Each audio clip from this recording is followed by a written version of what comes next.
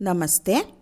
ಇಂದು ನಾವು ದೇಶಭಕ್ತಿಯ ಜೊತೆಗೆ ಗುಪ್ತಚರ ಕಾರ್ಯಾಚರಣೆಯ ರೋಚಕ ಕಥೆಯನ್ನು ಹೊಂದಿರುವ ದುರಂಧರ್ ಸಿನಿಮಾದ ಕಥೆಯನ್ನು ನೋಡೋಣ. ಕತೆ 1999ರ ಒಂದು ಭಯಾನಕ ಘಟನೆಯಿಂದ ಆರಂಭವಾಗುತ್ತದೆ. ಭಾರತದ ಮೇಲೆ ನಡೆದ ಉಗ್ರರ ದಾಳಿಗಳಿಂದ ದೇಶ ತಲ್ಲಣಗೊಂಡಿರುತ್ತದೆ. ಈ ಸಮಯದಲ್ಲಿ ಭಾರತೀಯ ಗುಪ್ತಚರ ಇಲಾಖೆಯ ಅಧಿಕಾರಿಗಳು ಉಗ್ರರ ಜಾಲವನ್ನು ಬೇರು ಸಮೇತ ಕಿತ್ತೆಸೆಯಲು ಒಂದು ಅತ್ಯಂತ ರೋಚಕ ಕಾರ್ಯಾಚರಣೆಯನ್ನು ಆರಂಭಿಸುತ್ತಾರೆ. ಆ ಕಾರ್ಯಾಚರಣೆಯ ಹೆಸರೇ ಆಪರೇಷನ್ ದುರಂಧರ್. ಈ ಕಾರ್ಯಾಚರಣೆಗೆ ಆಯ್ಕೆಯಾಗುವ ವ್ಯಕ್ತಿ ಹಮ್ಜಾ ಅಲಿ ಮಜಾರಿ. ಆದರೆ ಅವನು ಸಾಮಾನ್ಯ ವ್ಯಕ್ತಿಯಲ್ಲ. ದೇಶಕ್ಕಾಗಿ ತನ್ನ ಪ್ರಾಣವನ್ನೇ ಪಣಕ್ಕಿಡುವ ಧೈರ್ಯಶಾಲಿ ಏಜೆಂಟ್. ಅವನನ್ನು ಪಾಕಿಸ್ತಾನದ ಕರಾಚಿಗೆ ಕಳಿಸಲಾಗುತ್ತದೆ. ಅಲ್ಲಿ ಅವನು ತನ್ನ ನಿಜವಾದ ಗುರುತನ್ನು ಮರೆಮಾಚಿ ಭೂಗತ ಲೋಕದೊಳಗೆ ಪ್ರವೇಶಿಸುತ್ತಾನೆ. ಕರಾಚಿಯ ರೆಹಮಾನ್ ಡಕಾಯಿತ್ ಎಂಬ ಪ್ರಬಲ ಗ್ಯಾಂಗ್ಸ್ಟರ್ ಆಳ್ವಿಕೆ ನಡೆಸುತ್ತಿದ್ದಾನೆ. ಹಮ್ಜಾ ಅವನ ವಿಶ್ವಾಸ ಗಳಿಸಲು ಅನೇಕ ಅಪಾಯಗಳನ್ನು ಎದುರಿಸುತ್ತಾನೆ. ನಿಧಾನವಾಗಿ ಅವನು ಗ್ಯಾಂಗ್ನ ಪ್ರಮುಖ ವ್ಯಕ್ತಿಯಾಗುತ್ತಾನೆ. ಆದರೆ ಹೊರಗೆ ಅವನು ಗ್ಯಾಂಗ್ಸ್ಟರ್ ಆಗಿದ್ದರೂ ಒಳಗೆ ಅವನು ಭಾರತದ ಗುಪ್ತಚರ ಇಲಾಖೆಯ ಮಾಹಿತಿಯನ್ನು ಕಳಿಸುತ್ತಿರುತ್ತಾನೆ. ಕತೆ ಮುಂದುವರಿದಂತೆ ಹಮ್ಜಾಗೆ ಉಗ್ರರ ದೊಡ್ಡ ಸಂಚುಗಳ ಬಗ್ಗೆ ಮಾಹಿತಿ ಸಿಗುತ್ತದೆ. ಭಾರತದ ಮೇಲೆ ಭಾರೀ ದಾಳಿ ನಡೆಸುವ ಯೋಜನೆಗಳು ನಡೆಯುತ್ತಿವೆ ಎಂಬುದು ಅವನಿಗೆ ಗೊತ್ತಾಗುತ್ತದೆ. ಆತ ತನ್ನ ಪ್ರಾಣದ ಹಂಗನ್ನು ತೊರೆದು ಆ ಮಾಹಿತಿಯನ್ನು ಭಾರತಕ್ಕೆ ತಲುಪಿಸುತ್ತಾನೆ. ಆದರೆ ಕೆಲವೊಮ್ಮೆ ಮಾಹಿತಿ ಇದ್ದರೂ ಎಲ್ಲ ದಾಳಿಗಳನ್ನು ತಡೆಯಲು ಸಾಧ್ಯವಾಗುವುದಿಲ್ಲ. ಇದೇ ಸಿನಿಮಾದ ಭಾವನಾತ್ಮಕ ಅಂಶವಾಗಿದೆ. ಇದರ ಮಧ್ಯೆ ಹಮ್ಜಾ ಪ್ರೀತಿಯಲ್ಲೂ ಬೀಳುತ್ತಾನೆ. ಆದರೆ ದೇಶದ ಕರ್ತವ್ಯ ಮತ್ತು ವೈಯಕ್ತಿಕ ಜೀವನದ ನಡುವೆ ಅವನು ಸಿಲುಕಿಕೊಳ್ಳುತ್ತಾನೆ. ಒಂದು ಕಡೆ ಪ್ರೀತಿ, ಇನ್ನೊಂದು ಕಡೆ ದೇಶಭಕ್ತಿ. ಈ ಎರಡರ ನಡುವೆ ಅವನು ತೆಗೆದುಕೊಳ್ಳುವ ನಿರ್ಧಾರಗಳು ಕಥೆಯನ್ನು ಇನ್ನಷ್ಟು ರೋಚಕ ರೋಮಾಂಚನಗೊಳಿಸುತ್ತವೆ. ಕೊನೆಗೆ ಹಮ್ಜಾ ತನ್ನ ಬುದ್ಧಿವಂತಿಕೆಯಿಂದ ರೆಹಮಾನ್ ಮತ್ತು ಉಗ್ರರ ಜಾಲವನ್ನು ಒಡೆದು ಹಾಕುವ ದೊಡ್ಡ ಯೋಜನೆ ರೂಪಿಸುತ್ತಾನೆ. ಹಲವಾರು ದ್ರೋಹಗಳು, ಅಪಾಯಗಳು ಮತ್ತು ಹೋರಾಟಗಳ ನಂತರ ಅವನು ತನ್ನ ಗುರಿಯನ್ನು ಸಾಧಿಸುತ್ತಾನೆ. ಆಗಲೇ ಒಂದು ದೊಡ್ಡ ಸತ್ಯ ಬಹಿರಂಗವಾಗುತ್ತದೆ. ಹಮ್ಜಾ ಎನ್ನುವ ಹೆಸರು ಕೇವಲ ಮುಖವಾಡವಾಗಿದ್ದು ಅವನು ಭಾರತದ ಪರ ಕೆಲಸ ಮಾಡುತ್ತಿದ್ದ ರಹಸ್ಯ ಏಜೆಂಟ್ ಎಂಬುದು ಎಲ್ಲರಿಗೂ ಗೊತ್ತಾಗುತ್ತದೆ. ಈ ಸಿನಿಮಾ ನಮಗೆ ದೇಶಕ್ಕಾಗಿ ಕೆಲಸ ಮಾಡುವ ಗುಪ್ತಚರ ಅಧಿಕಾರಿಗಳ ತ್ಯಾಗ, ಧೈರ್ಯ ಮತ್ತು ದೇಶಪ್ರೇಮವನ್ನು ತೋರಿಸುತ್ತದೆ. ಪ್ರತಿಯೊಬ್ಬ ಸೈನಿಕನ ಹಿಂದೆಯೂ ಪ್ರತಿಯೊಬ್ಬ ಗುಪ್ತಚಾರನ ಹಿಂದೆಯೂ ಎಷ್ಟೋ ದೊಡ್ಡ ತ್ಯಾಗ ಇರುತ್ತದೆ ಎಂಬುದನ್ನು ದುರಂಧರ್ ಸಿನಿಮಾ ಮನಮುಟ್ಟುವ ರೀತಿಯಲ್ಲಿ ಹೇಳುತ್ತದೆ. ಈ ದುರಂಧರ್ ನೋಡಿದವರಿಗೆ ಅನಿಸುತ್ತದೆ, ನಾವೂ ಸಹ ಒಬ್ಬ ದುರಂಧರ್, ನಾವೂ ಸಹ ನಮ್ಮ ದೇಶಕ್ಕಾಗಿ ಹೋರಾಟ ಮಾಡಬೇಕು, ನಾವೂ ಸಹ ಈ ಥರ ಕಷ್ಟಗಳನ್ನು ಎದುರಿಸಬಹುದು, ನಾವೂ ಸಹ ದೇಶ ಸೇವೆ ಮಾಡಬೇಕು ಎನ್ನುವ ಹುಮ್ಮಸ್ಸು ಹೊಮ್ಮಿ ಬರುತ್ತದೆ.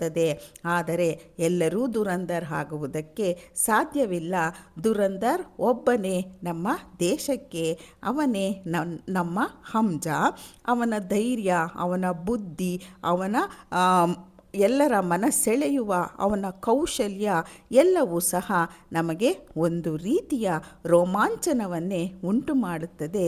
ಈ ಸಿನಿಮಾದ ದೃಶ್ಯಗಳು, ಅವನು ಮಾಡುವ ಒಂದೊಂದು ಫೈಟಿಂಗ್ಗಳು ಮತ್ತು ಅವನು ದುಷ್ಟರ ಗುಂಪಿನಲ್ಲಿಯೇ ಇದ್ದು ನಮ್ಮ ದೇಶಕ್ಕೆ ಅವನು ಕಳಿಸುವ ಸಂದೇಶಗಳು ಮತ್ತು ಅವನು ಕೈಗೊಳ್ಳುವ ಒಂದೊಂದು ನಿರ್ಧಾರಗಳು ನಮ್ಮನ್ನು ದೇಶ ಪ್ರೇಮವನ್ನು ನಮ್ಮಲ್ಲಿ ಜಾಗೃತಿಗೊಳಿಸುವಂತೆ ಮಾಡುತ್ತದೆ.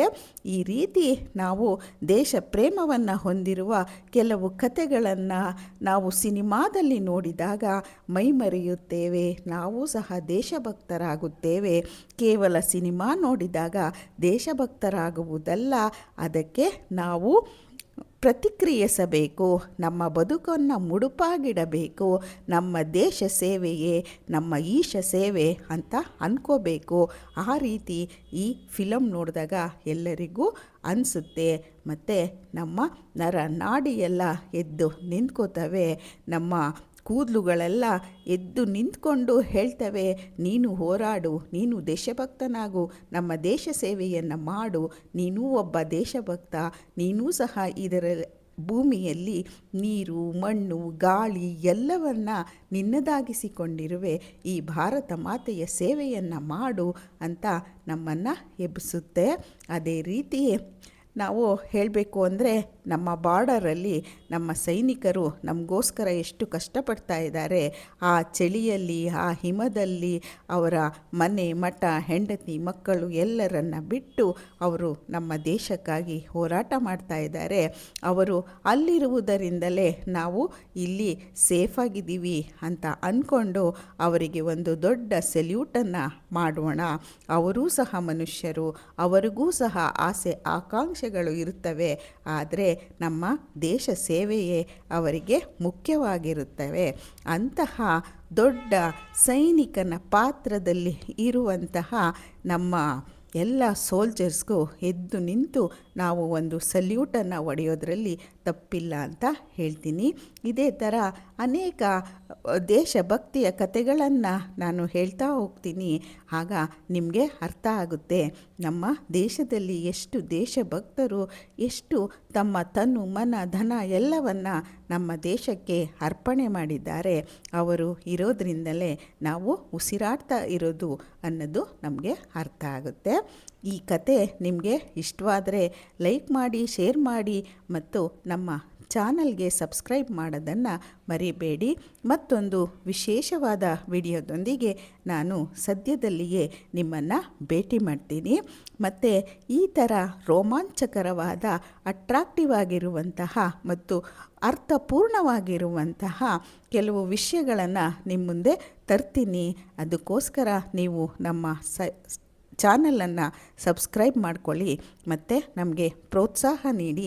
ಮುಂದಿನ ವಿಡಿಯೋ ಮಾಡೋದಕ್ಕೆ ನೀವು ಎಷ್ಟು ಲೈಕ್ ಮಾಡ್ತೀರಾ ಮತ್ತು ಎಷ್ಟು ಸಬ್ಸ್ಕ್ರೈಬ್ ಮಾಡ್ತೀರಾ, ಎಷ್ಟು ನನಗೆ ಪ್ರೋತ್ಸಾಹ ಮಾಡ್ತೀರಾ, ಅದ್ರ ಮೇಲೆ ನನ್ನ ಮನಸ್ಸು ಉರಿದುಂಬಿತವಾಗುತ್ತೆ ಮತ್ತು ಬೇರೆ ಒಳ್ಳೆ ವಿಷಯಗಳನ್ನು ನಿಮ್ಮ ಮುಂದೆ ತರೋದಕ್ಕೆ ಸಹಾಯ ಆಗುತ್ತೆ. ನಮಸ್ತೆ. ನೀವು ಯಾವತ್ತೂ ನಮ್ಮ ಕೈ ಬಿಡಲ್ಲ, ನಮ್ಮನ್ನು ಹಿಡಿದು ನಡೆಸ್ತೀರಾ. ನಿಮ್ಮ ಹತ್ರ ಇಷ್ಟು ವಿಷಯ ಹೇಳೋದಕ್ಕೆ ನಾನು ತಲುಪಿದ್ದೀನಿ ಅಂತ ಅಂದರೆ ಅದು ನಿಮ್ಮೆಲ್ಲರ ಪ್ರೋತ್ಸಾಹ. ಈ ಪ್ರೋತ್ಸಾಹ ಹೀಗೆ ಮುಂದುವರಿಲಿ. ನಾನು ನಿಮ್ಮನ್ನು ಸದ್ಯದಲ್ಲಿಯೇ ಒಳ್ಳೆ ವಿಚಾರವಿರುವ ವಿಡಿಯೋದೊಂದಿಗೆ ಭೇಟಿ ಮಾಡ್ತೀನಿ. ನಮಸ್ತೆ. ನೀವು ಸಹ ದುರಂಧರ್ ಸಿನಿಮಾವನ್ನು ನೋಡಿ ನಮ್ಮ ದೇಶ ಪ್ರೇಮ ಮತ್ತು ಆ ದೇಶ ಪ್ರೇಮಿ ಯಾವ ರೀತಿ ಹೋರಾಟವನ್ನು ಮಾಡ್ದ ಶತ್ರುಗಳ ನಡುವೆ ಅನ್ನೋದು ನಿಮಗೂ ಗೊತ್ತಾಗುತ್ತೆ. ಇದು ಸುಮ್ಮನೆ ಒಂದು ಝಲಕ್ಕಷ್ಟೇ. ನೀವು ಸಹ ಸಿನಿಮಾವನ್ನು ನೋಡಿದಾಗ ಆ ಸಿನಿಮಾದಲ್ಲಿ ಬರುವಂತಹ ಸೀನ್ಗಳು, ಅವನು ಮಾಡಿರುವಂತಹ ಆ್ಯಕ್ಷನ್ನು ಎಲ್ಲ ನೋಡಿದಾಗ ರೋಮಾಂಚನ ಹಾಗೆ ಆಗುತ್ತೆ. ನಮಸ್ತೆ.